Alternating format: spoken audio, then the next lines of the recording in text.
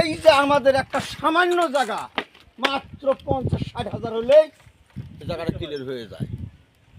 এই যে আমরা এখন কি রকম দুর্গতির মধ্যে পড়ে আছি, সকালবেলা না খেয়ে আমি চলে আসি ভ্যান নিয়ে, এখন আর পার হতে পারতেছি না। সাঁকো ভেঙে গেছে, বাঁশের ব্রিজ ভেঙে গেছে ভাই।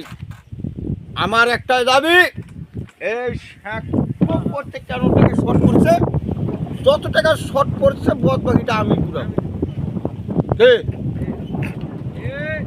যাক, আমি শুভকামনা করি। ভাই সাঁকোলা তুমি একটু ভাই দুরুস্ত আমার সাঁকোটা ঠিক করে দাও ভাই। আমি ভ্যানওয়ালা একটা কৃষক লোক, ভ্যান না চালাইলে আমার পেটে ভাত যায় না। আর তোমরা এইভাবে যদি আমাকে আটকে রাখো তাহলে আমি কিভাবে চলবো আমি নিজেই বুঝতে পারতেছি না। আমার মাথায় খুব টেনশন উঠে গেছে, তাড়াতাড়ি সাঁকো ঠিক করে দাও।